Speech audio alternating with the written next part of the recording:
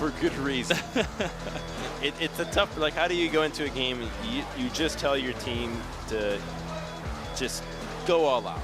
You know, let's give it a shot, see what we can learn, because a loss is always a learning experience. But the thing is, you know, they say you need to lose to learn how to win, but that's what they used to tell me, and it took a lot of years of losing, and I don't think I learned how to win just yet. So I don't think there's a light at the end of that tunnel. So they have to start trying to grasp at something before learning to really get something out of this game. It's Peanut. Although the sign kind of says Piat, because his body covered the A in the end. Oh boy. Well, SKT is going to ban the cannon. Not even going to. They're like, okay, you've had enough embarrassment in the top lane. We'll just take that away from you. We're going to be one step ahead of you there. Jeez, just so dominating with that cannon ban. Just saying, we'll let you have it. We beat you with it. We'll take it back. Yeah, well, you couldn't handle it. So let's see what you can do next. And now there's a lot left on the table. Junglers were taken out, but the Gallia does get locked in. Fiora is remaining, but Faker was the one that did play it recently in the mid lane. However, Huni did show it at MSI, and ever since then, it's been a top pick. Yeah, that's why it's such a strong first pick for SKT, as you were saying, because they have a couple of guys that can play it really, really well. And BBQ going to pick up a very contested AD carry in Varus, and also the Kazakhs. And you can really just expect the Olaf here out of Peanut. Just a pick that he played the two games against the Samsung loss, and really just the one that falls next onto the tier list of champions. Graves, Elise, and Lee Sin being taken out. No, it's not going to be a fiddlesticks. That would just be insult to injury at this point. What will it? It's something like he's the best Lee Sin in the world, but I missed a pun in there somewhere. I don't know. Sorry, guys. I'll work on my Korean for later broadcasts. But no Olaf just yet, funnily enough. Going to potentially, I mean, I suppose we could see Gallia or even Rumble jungle, but I haven't seen Peanut play either of those. Yeah, so not so much with the Gallia jungle, but the Rumble could be a pick. It's most likely just going to be the Rumble top of the Gallia into the mid lane, so just taking away the solo lanes early on, saying this is what our comp is going to look like, and you can already expect a physical damage jungler. Otherwise, you just leave Ashe with the sole physical DPS, and she's not really the mainstay physical damage. So a physical jungler is in order for SKT, and we fry the game. What? They're BBQ fans, guys, in case you couldn't figure that out. Hey, what if you like? Sometimes I like to fry the game too. I like oven baked though, so that's I prefer baked or charred. I'm not a big fried kind of guy. The BBQ commercial that comes out, it's like, in order for chicken to be delicious, it has to be fried. If you agree with this, you should eat BBQ chicken. So I guess that's why. They also said something about they fry their stuff in olive oil. I don't think that's even possible. What else would you fry it? Oh, don't even tell me that, actually. I don't want to know the answer to that. But the Olaf, yep. Olaf gets locked away. Makes sense when you're dealing with Varus and Sejuani. They valued the Rumble for Huni top over a very, viable competitive jungle nowadays. It's 5 jungle ban. It literally, actually, make it 7. 7 jungles have been denied, with 5 on the bans of BBQ, the Zac being taken away. Hell, 8. Jace, another jungler, then the Kazakhs being denied. What else is Peanut going to play? There's Kindred, there's Nocturne, there's Hecarim. I personally want to see Nocturne. I think we saw it in the Demacia Cup. It was a bit of a trolling fiesta, but hell, at this point, oh, there's Rex. Never mind. Oh, just so standard, so boring. Come on, Peanut. Look at him laugh at us. He's like, they thought I was going to pick something fun. Well, it's not the new patch with the new Rek'Sai, so going to be that same old, plain old Rek'Sai. Actually, if it was a new patch, I think it would not have even been Rek'Sai, because that ultimate is pretty atrocious, actually. You literally can sidestep it with your feet, and you can't say a lot for that ultimate then. Yeah. But the karma gets locked in, and so SKT just have a tremendous amount of hard engage here that they will not have any reservations on using into the squishy Yeah. Varus or Park. And look at the lineup of BBQ. I feel like they're really channeling some MVP here. The Bard, Varus spot lane, plus the Sejuani top. Now, this is something we haven't seen in a while. It's going to be Corki in the mid lane. That doesn't seem like a good idea to channel, considering they just got obliterated by Everade. So maybe they're copying notes off the kid that doesn't know what they're doing. He just finished the homework, and they're like, oh yeah, this guy cheating knows off the D student. It's like, no, this is not a good idea, man. I don't care if he's your best friend. Well, they do lock in the double AD carry composition, so maybe they're banking on hit that late game stride, and hopefully you can win a team fight with double AD carry. But SKT won up them last time around with 3, so not too hopeful for BBQ this time. Some good pats on the back. They're gonna need them. Shortest massage of all time. Just saying, go get him, kid, as he throws him to the Lions. Have fun out there on the Rift. It's not me playing, but we'll see if BBQ can put up a better stance here up against SKT. I know some of you masochists out there really enjoyed game number 1. It was entertaining. The Lucian top definitely makes waves, so they know how to put on a good show. We can give them that.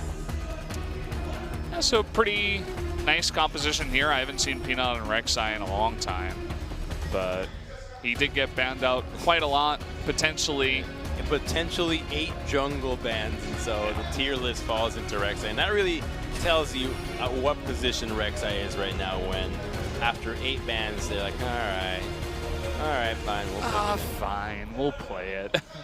He's got a cool skin, at least. Guys, we're going to be jumping into game number 2 right away. Go ahead and tell your friends we're getting into SKT versus BBQ on the Rift.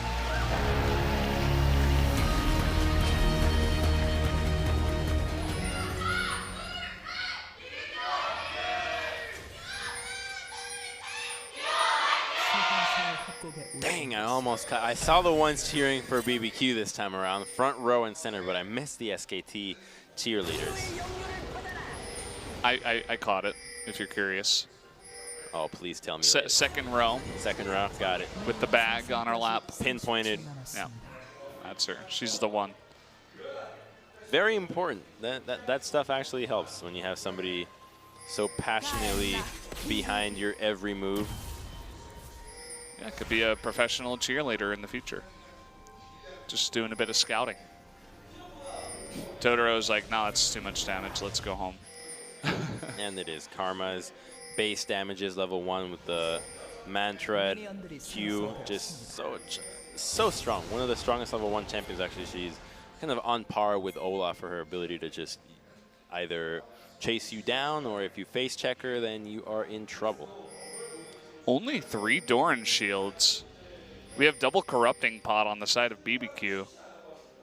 Well, Faker did get pretty greedy with the ring start on him, so he's going to be against Corki. That is going with the corruption flask, but it is Galio, one of the tankiest champions right now, probably the tankiest champion. Kind of at the same level where maybe Poppy was a little while back. Oof, those were not good days for AD carries. Faker looking to bring it back. It didn't have much success against Samsung when he did play that Galio. Seemed to just lack damage, and you know, he had some cool combos and engages, but his whole team was so far behind that he didn't really get to show off the Galio mid. Yeah, but that entire series was SKT just being really just not the SKT that you typically expect. I think they're really just going very tunnel vision on kills, and something that you typically don't see out of a top team like them. But in the meantime, Bless just does the 3 camps in his red side jungle, will base for most likely the machete, and then continue jungling in the bottom side of the map. So he gets a little bit more time on his blue buff, which does let him clear faster than having the red buff. You can see the pings that were coming out from the jungles. There was one from the side of SKT saying, hey, Kha'Zix is probably on the right side, but the timing is going to be off because Bless did go ahead and go home first. And there were also 2 back pings on the top side Scuttle Crab. And those could have potentially been by Bless saying, hey, he might be up there at the Scuttle Crab. And it's a route that, if it's not punished, does put Bless in a pretty favorable position, because he does have the control ward on his side. He does have the extra lifesteal from the machete, and now Peanut immediately, look at that, the pings go right away. As soon as he hits that doubles and doesn't see any monsters being there, he understands the route that Bless took, knows his jungle routes very well, and as such, SKT can play accordingly. And now Karma is trying to scout out where Bless is going, so a lot of communication being very apparent from the pings that SKT throw out. You can see both players, or other teams, really just trying to keep tabs on their opponents to start off this game. And I was talking about how there was only 3 Doran shields. I suppose there is the potential for the corrupting pot start into the Doran shield. Heard some of the OGN guys talking about that as well. But we haven't really seen it much. Just talked about it a bit. Yeah, that feels like a little bit too much, going with the Doran shield later on into the game, just because you, at that stage, you really just want to have that build already, your completed items. Meantime, just some nice farming going on there, but Faker used his teleport into the mid lane, and now if Temp is going to stay in this lane, he most likely will start losing a bit of CS, because he is at an item disadvantage here. And the Corrupting Flask is sitting at only 1 charge, it seems, and that's not a great position to be in, because this means that Bless will not be able to gank the mid lane, because Corki's not going to be in a position to assist with any damage or any follow-up. And so when that happens, the pressure just becomes that much stronger for SKT. And it's those little things, understanding how pressure works, even though there is no kill pressure, even though there isn't really anything visible. It's those timings that allow SKT to play further up and let Galio be in a position that normally you'd think he'd be getting ganked if he was this far up, but because of the HP that Tempt is at, he's not worried. Yeah. Also note that Tempt had to heal. So, I mean, Summoner's being taken away, and Faker, after hitting that one, knows that Tempt has to go back home. We'll be pushing this one in, and already a nice small advantage for SKT. And he might be able to even get that cannon minion denied, which is a pretty big deal, considering that a cannon minion is worth around 3 creeps and such.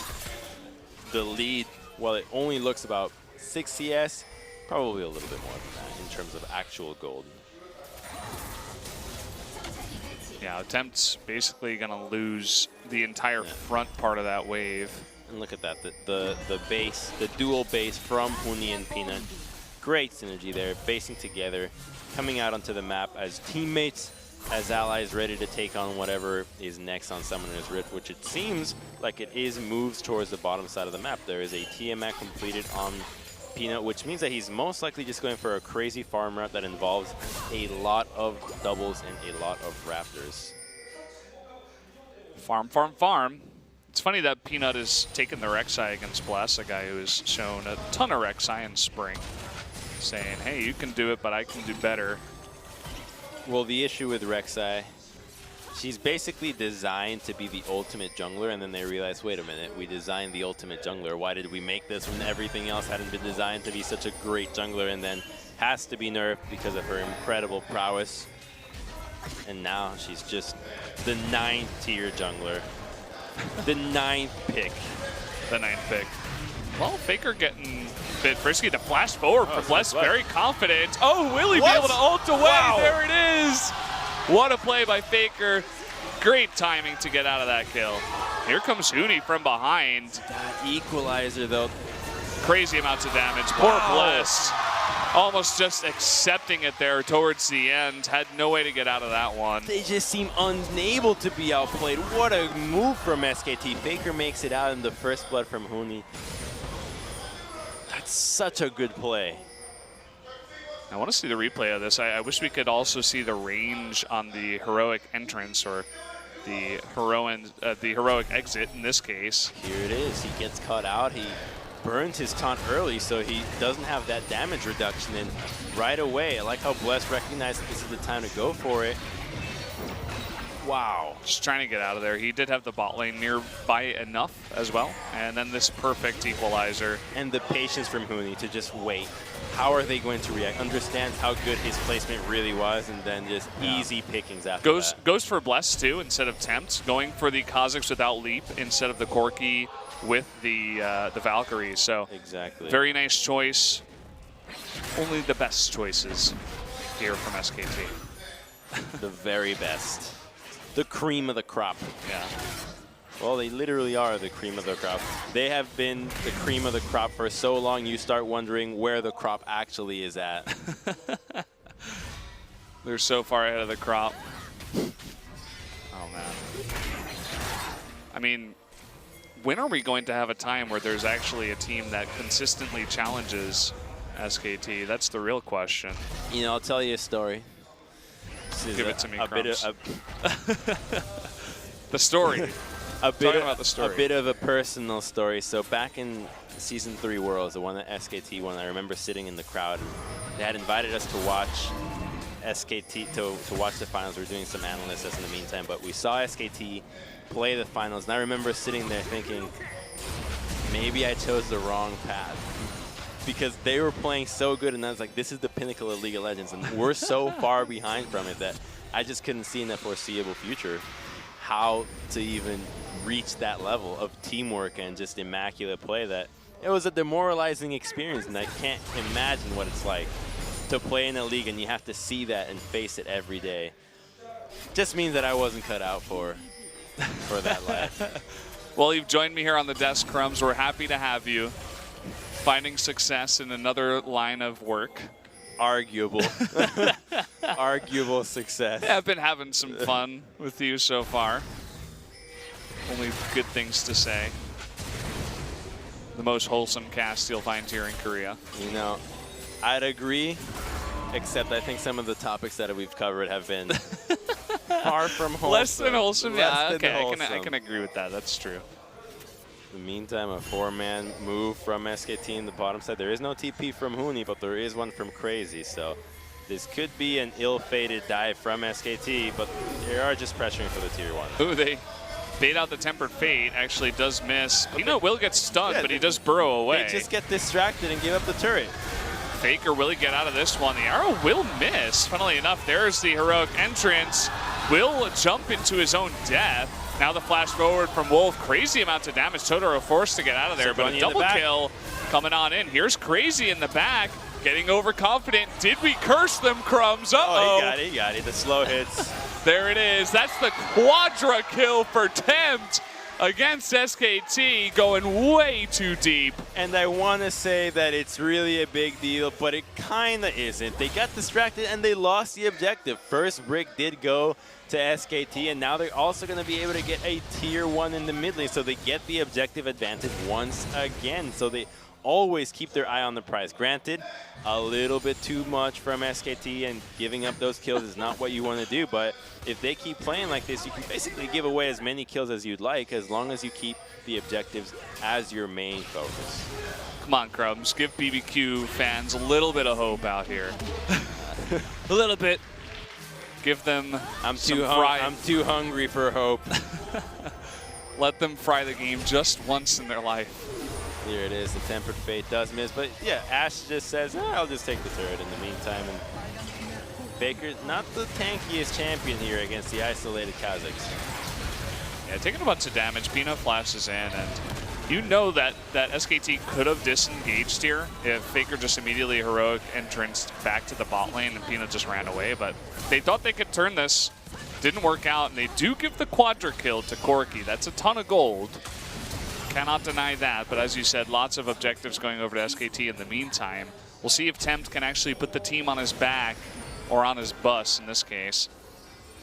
Exactly, as you say, the gold lead still remains with SKT.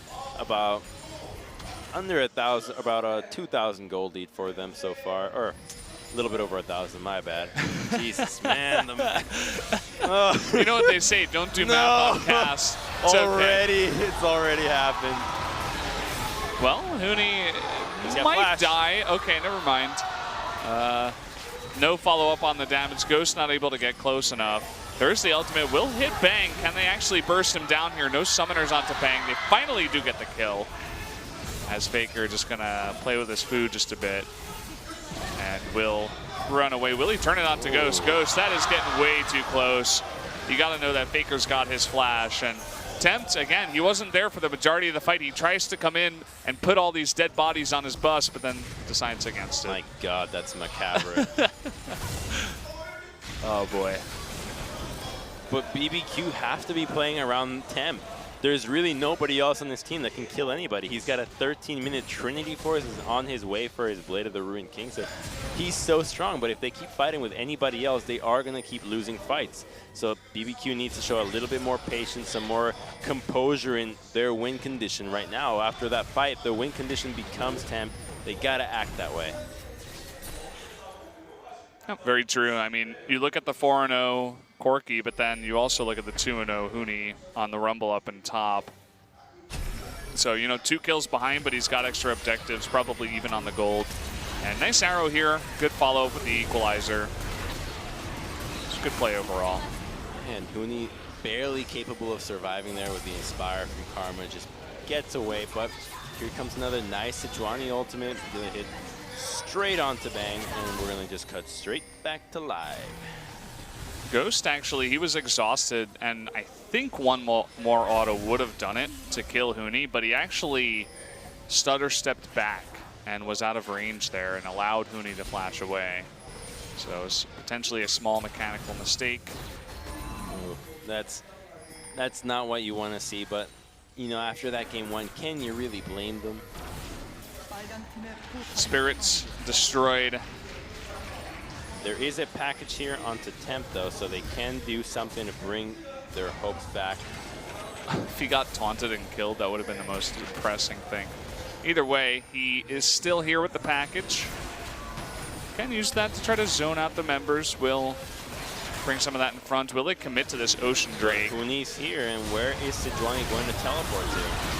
Okay, there it is, but Tempered Fate totally misses. Bless is all alone on the left side. Wolf, though, getting a little bit too far forward. He will be the first one to go down. Bless moving forward, will be knocked up.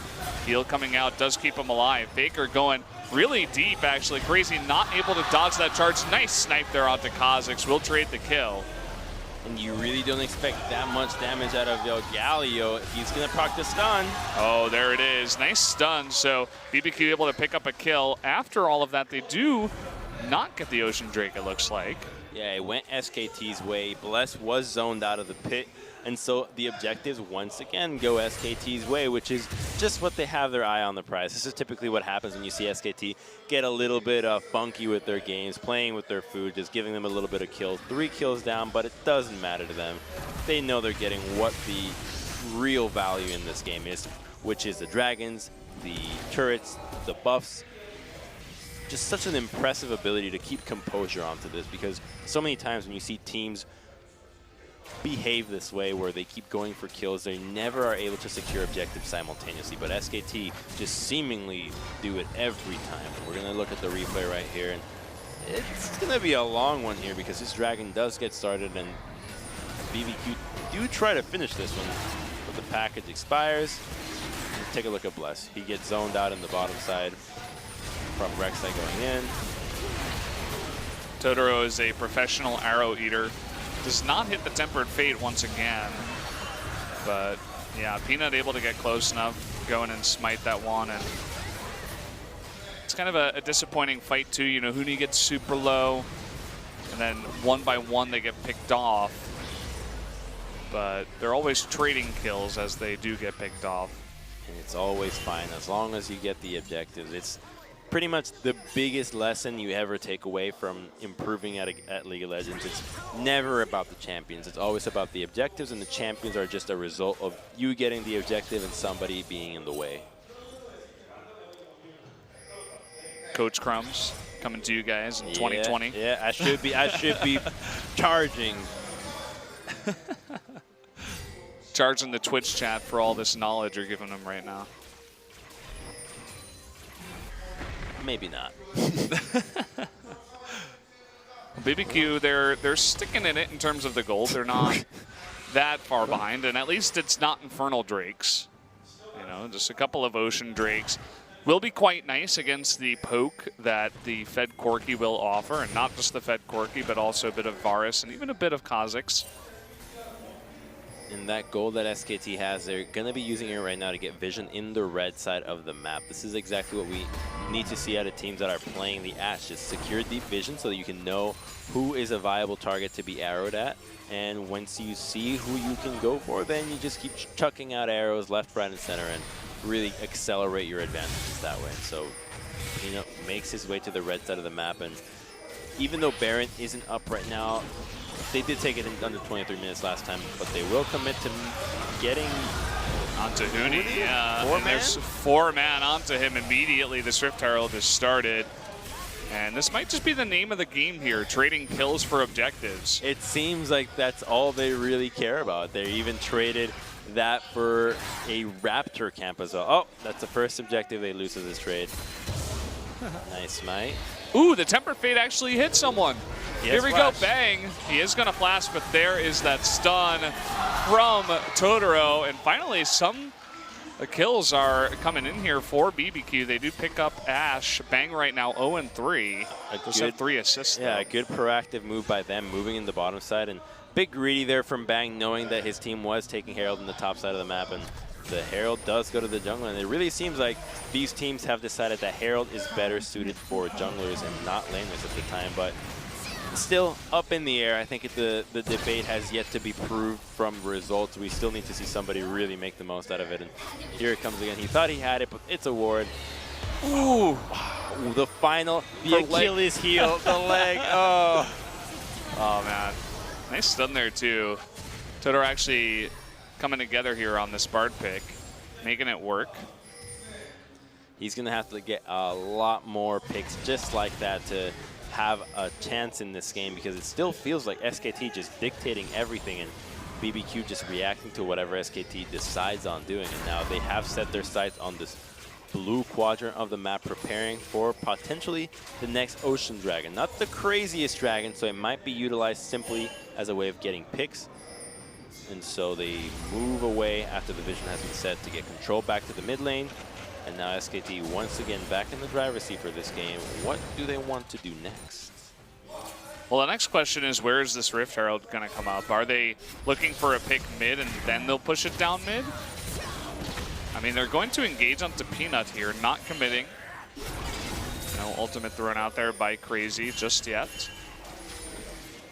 And it seems like SKT is definitely respecting you know, BBQ coming in here, getting a bunch of kills, catching up.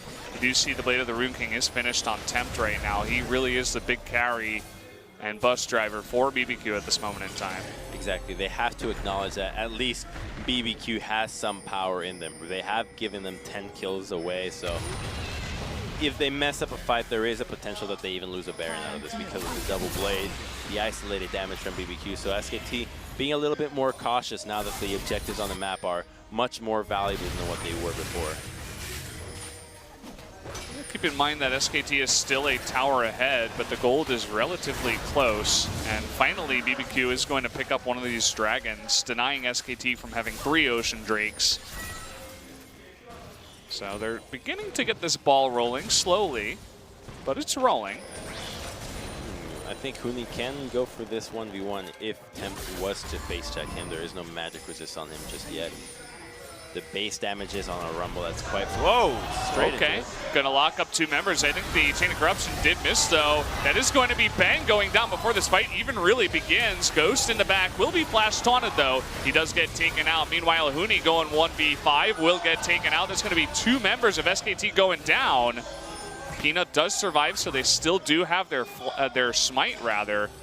And right now, Wolf on the run. It's a great punish there from BBQ, knowing that Bang did not have flash. The previous pick from Totoro is able to capitalize once more, and from 1 kill turning into 2 more, and that's just, this is what you want to see out of BBQ, being proactive with the advantages that they get. You got to build on your advantages in order to keep getting more and more, but that advantage will not amount to a blue buff as Peanut sneaks in and smites it away.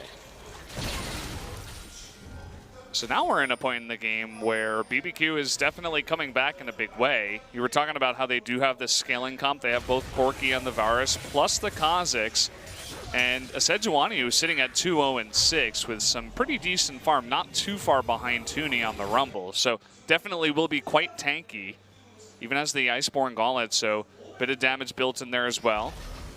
Exactly, the items are coming through for BBQ, and we'll take a look at the replay there. The Tempered Fate does hit 2 people, and this is pretty much just killed the Bang show, as without Ashe being there, the damage from SKT turns into mostly magical, as Rek'Sai isn't really your biggest DPS jungler currently. There's a reason why it took so long for her to be picked, and this probably will be the single-handed worst use of Herald. I think it ran out of time.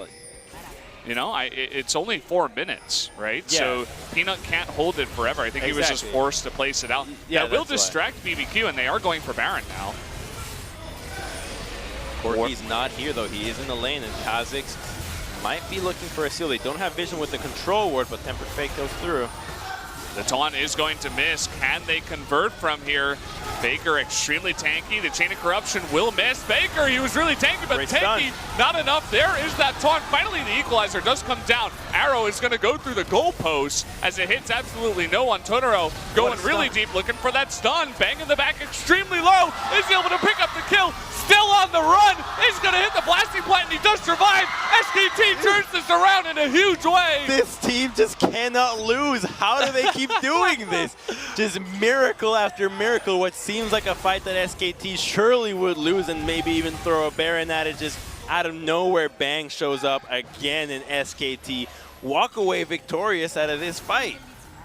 What the hell? How did that happen? That was insane. Bang, he was 0-4, and maybe he's just getting angry. He's saying, okay, time to put the team on my back. Faker also survived for an incredibly long time. Gets the Blast Cone out, trying to zone out Blast. There's still the threat of a Baron steal here. SKT not typically the team to risk the Baron smite without any precautions. 3K down. There's a TP coming in from Crazy, though. Yeah, the pings are coming down. It seems like SKT is aware of this too. Will it be? Still no is the answer. There's the taunt. Blessed will go down. And so Crazy from behind is being fighting with Huni right now. Peanut looks like he's all alone. Will try to engage here as that's his only option. The ultimate is going to come out here. Huni might get caught. Tries to turn it around, but does go down. Tempt, he once more. The Chain of Corruption does miss. There's Wolf going down. Tempt trying to go 1v2. There is the stun. Taker going to go in. Will take him out. Crazy extremely low as well. Bang is somehow still alive. Double kill going over to Faker. And SKT feels a little sloppy here, going for that risky 50-50. After giving so many kills in this match, of getting a little bit careless or excited after that first game with the Lucian top, but their ability to just win these team fights is just ridiculous. Somehow they keep winning, they keep getting the objectives their way, and it just seems like they're on a hell-bent path to victory. They must have made some sort of deal with somebody, because this team just cannot lose. Deal with the devil, perhaps, but I'm sure that after this game, you were talking about the sloppiness of it. I'm sure Koma's not going to be too happy after this one. You destroy BBQ in game number 1. You make them look like a challenger team, and then you come in here and you make it a close game. You give away so many kills, you allow them a chance to come back in. SKT is still winning, yes, but BBQ is actually keeping up with them in a way. But SKT is the expert at that magic trick of deception, in making it seem like you have a chance, making it seem like, oh yeah, maybe they're getting sloppy and maybe they're actually giving us a window to come back. But just like that, the gold lead goes from even to 4,000, and now they're just starting to make the most out of this Baron. They're going to go into that 4-1 split right now, with Rumble having teleport, with the Dragon coming up in 15 seconds, and that Mountain Dragon does matter, so it looks like they are going to be going for that fight in a very short while.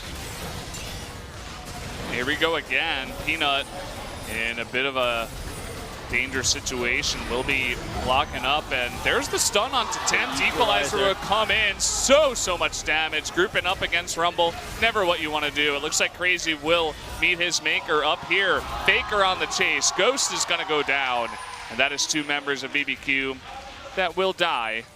And they could go for the Mountain Drake. It looks like they have their eyes set on some other objectives. And BBQ feels confident in taking a fight after this Mongol of SKT because of their success in that previous fight. But their Baron was on SKT the entire time, so that did make the fight a little bit easier for BBQ. So they get a little bit overconfident, and as a result, they lose the fight so hard. They have to consider that Baron was also now buffing SKT. So difficult fight for BBQ to take, and as a result, not only do they give up 2 kills, but that's going to be the inhibitor without any stalling out, and so the Baron power play being that much more effective.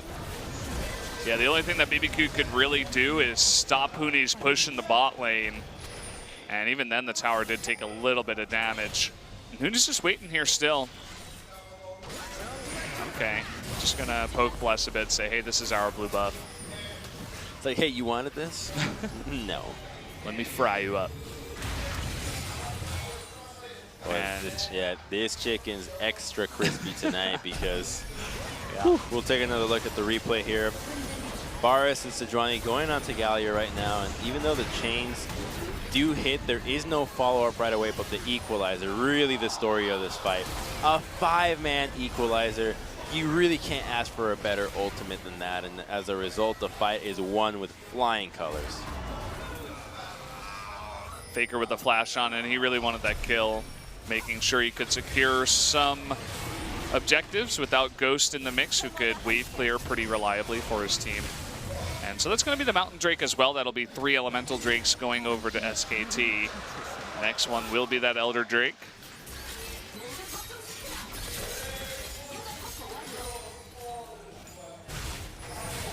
4,200 gold is the difference. Is it? It's 7,000. Oh, the Baron power play. Yeah. You're looking at the wrong monitor. It's okay. We've all been there. The perks of double monitors. I remember when I got my second monitor. It was a pretty nice day. Could watch a stream and play a game at the same time. You could do multiple things at the same time, which does add spice to your life. Very true. Oh, nice Temper Fate here is going to catch Bang. But Faker body blocks. Yeah, nicely done. Stun won't connect either. Arrow is thrown out, and it does hit Ghost, but there's no follow-up as SKT was just trying to disengage. And it makes sense. They just want the turret. The Rumble is here already. The teleport from Crazy did get used, so SKT have a tremendous numbers advantage here. This is surely going to be the end of the game at this point. Whoa!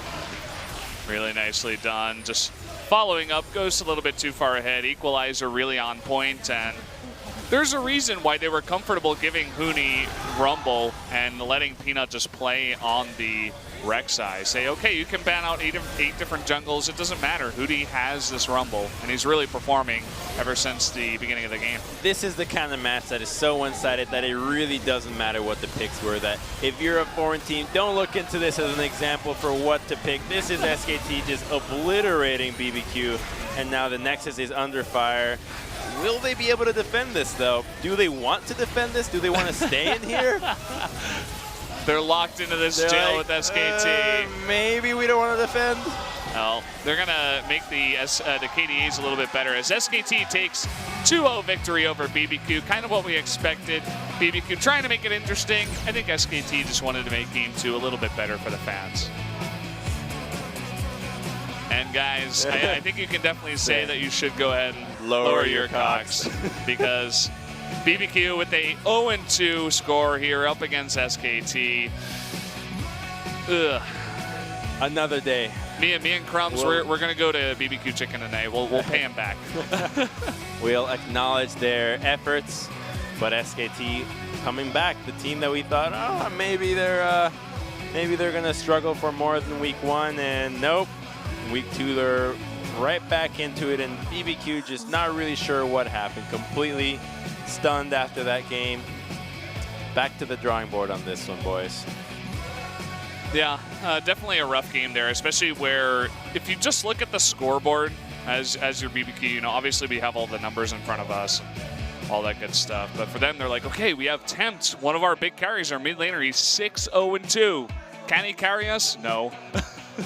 How bad has that got to feel? You feel so helpless when you're given such an advantage, but you just know that the game is not played around kills, and SKT make it so obvious that kills is not the way to win these games. They did it in MSI when Faker single-handedly carried a game 0-0-0. And now this time, you see them just give up kills left, right, and center, but as long as the objectives are the focus, as long as they understand how to utilize pressure correctly, which they do better than anybody else in the world, they'll come out ahead no matter what seemingly sloppy mistakes they make. So who are you going to give the MVP for that game to? Because I feel like, I don't know, Wolf got MVP for game 1. Oh, Bang gets it for me. That fight around Baron really solidified it. Definitely not Faker for me, though. He did a good job escaping a lot of times. He was having pretty fun. Cool. He was having fun, but to me, it was definitely Bang. They're like, okay, that's it. That's it for the replays. You guys just get to see Faker's cool escape. You were down playing Faker, so they were like, what about this cool escape? That's it. That's all you get to see. Well, I can't do that, so I thought he was dead at that point. I really hope we get to see the replay of Bang's okay. Oh, no, we're not. We're going to go ahead and take a look at the results. Looks closer probably than it was. As you said a bunch of times, Crumbs, SKT, they were just making it fun. Still a pretty short game. You got to keep yourself entertained. After all, this is entertainment, so making sure that we are staying true to that label. Yeah. If it's not Bang that gets the MVP, obviously it has to be Huni. Going 2-0 to start off the game. Fantastic teleport early game to pick that off, and then equalizers were always on point. Most damage in the game. Definitely another potential MVP for game number 2. You're right, it could be Huni as well. I did forget about him too. I was mostly just really looking at that one fight that really felt like SKT was dropping the ball with that 5-man equalizer. That was a crazy definitely fight. MVP worthy on that one, so I'm with you on that one. As far as I'm concerned, it could definitely be Huni, and I would be quite content with it. Yeah, we are going to get a look at that here in just a minute, guys. See who was the MVP.